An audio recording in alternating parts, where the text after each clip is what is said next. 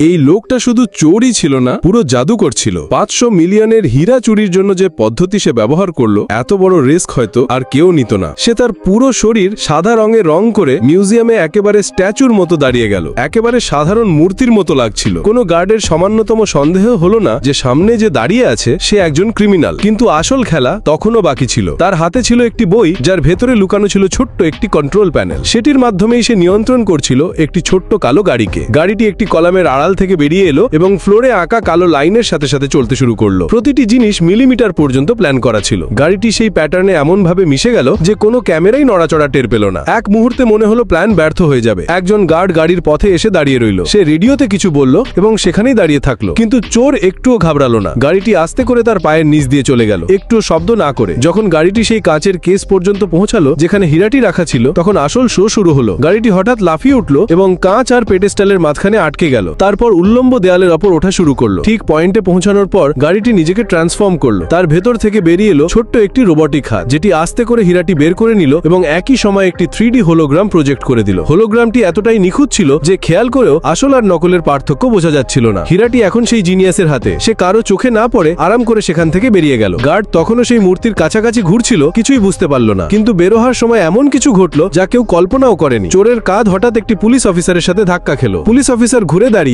তাকে ভালো করে দেখলো, আর সেই মুহূর্তেই তার চোখে সন্দেহের ঝিলিক দেখা দিল। সবকিছু সে বুঝে গেল।